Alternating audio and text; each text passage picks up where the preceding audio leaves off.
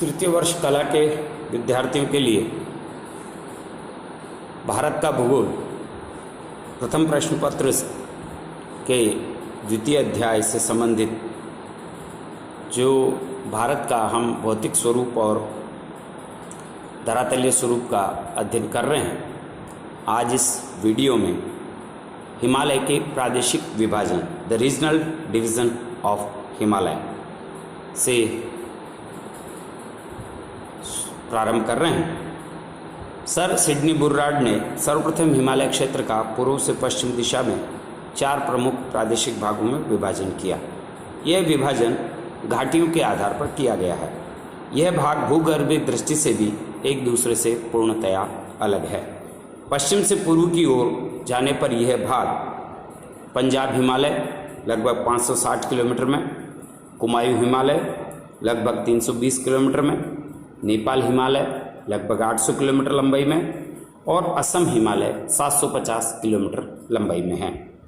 इनका क्रमशः इनके बारे में जानकारी। पहला, पंजाब हिमालय सिंधु नदी और सतलुज नदी के बीच पर्वतीय भाग जो फैला हुआ है उसे हम पंजाब हिमालय के नाम से जानते हैं।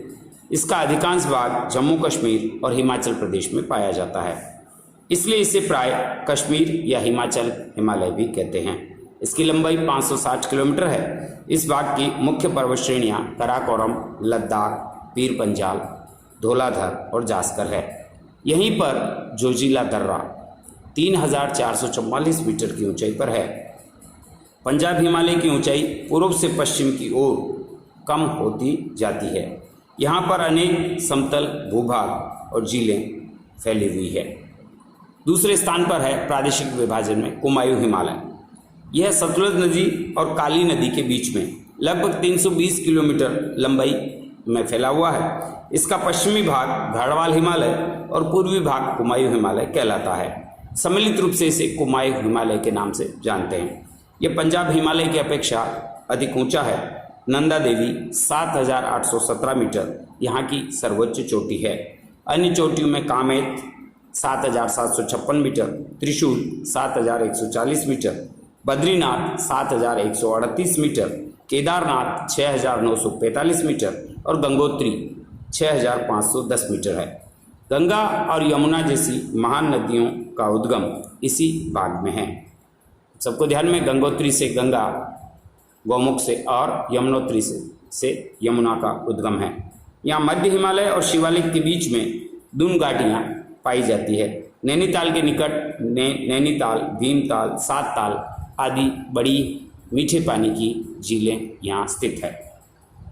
नेपाल हिमालय यह काली नदी से तीस्ता नदी तक लगभग 800 किलोमीटर लंबाई में फैला है। इसका अधिकांश भाग नेपाल में ही स्थित है, इसलिए इसे नेपाल हिमालय कहा जाता है।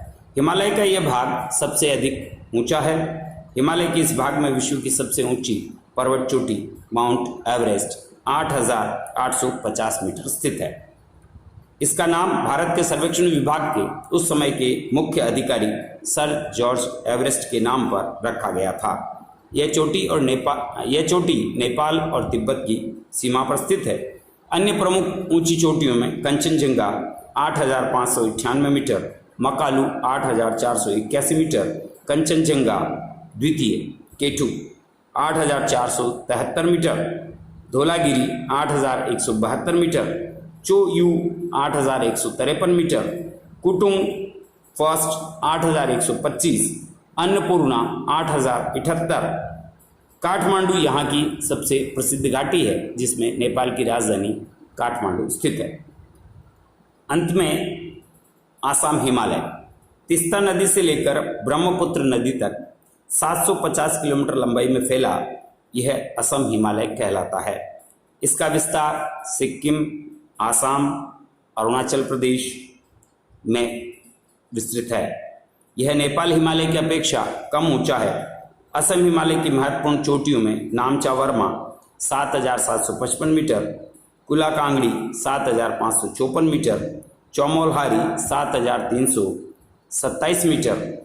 अन्य महत्वपूर्ण चोटियों में काबस, जांगसांगला और पहुनी हैं। इस भाग की प्रमुख नदियों में ब्रह्मपुत्र, लोहित, दिवांग और दिवांग है। इस प्रकार यह हिमालय का एक प्रादेशिक विभाजन जो क्षेत्र के आधार पर है, क्षेत्रीय आधार पर है। क्योंकि हम भूगोल के विद्यार्थी हैं तो हिमालय का जो मुख्य विभाजन था भौगोलिक दृष्टि से वो हमने पिछली वीडियो में सुना है, जिसमें पहला वृहत हिमालय या ग्रेटर हिमालय, महान हिमालय, दूसरा था मध्य हिमाचल या हिमालय या मिडल हिमालय, तीसरा था शिवालिक और चौथा था तिब्बत हिमालय। इसके बाद वाले जो विभाजन है रीजनल डिवीजन ऑफ हिमालय, इसमें ये हिमालय का प्रादेशिक विभाजन जो सर सिडनी बुर्राट ने प्रस्तुत किया, ये सर्वाधिक रूप से मान्यता भी है और अधिकांश रूप से इसे पढ़ा और जाना जाता है। इसी में पश्चिमी हिमालय और पूर्वी हिमालय के मध्य जो क्या अंतर है उसको भी आज हम स्पष्ट करेंगे कि हिमालय के जो पर्वत श्रृंखला है उस पर्वत श्रृंखला के प्रादेशिक दृष्टि से दो बड़े विभाग हैं, पूर्वी और पश्चिमी। तो पश्चिमी हिमालय जहां 80 डिग्री पूर्वी देशांतर से पश्चिम में सिंधु नदी से काली नदी तक विस्तृत है, वहीं पर पूर्वी हिमालय 80 डिग्री पूर्वी देशांतर से पूर्व में तीस्ता नदी से लेकर ब्रह्मपुत्र नदी तक विस्तृत है। पश्चिम हिमालय की चोटियां ऊंचाई धीरे धीरे श्रृंखलाओं के क्रम में बढ़ती है और ये श्रृंखलाएं जम्मू और कश्मीर की उप हिमालय की पहाड़ियों से शुरू होकर धौलाधर, पीर पंजाल, जास्कर, लद्दाख, कैलाश, कराकोरम पर्वत श्रेणी तक फैली है। वहीं पर पूर्वी हिमालय की ऊंचाई बिहार और पश्चिमी बंगाल के मैदानों में एकदम बढ़ जाती है।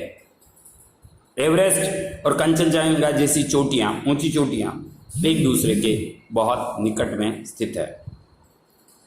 तीसरा, पश्चिमी हिमालय में औसत वार्षिक वर्षा 100 सेंटीमीटर से कम होती है, जबकि पूर्वी हिमालय में औसत वार्षिक वर्षा 200 सेंटीमीटर से भी अधिक होती है। यह एक जलवायु का बहुत बड़ा कारक है।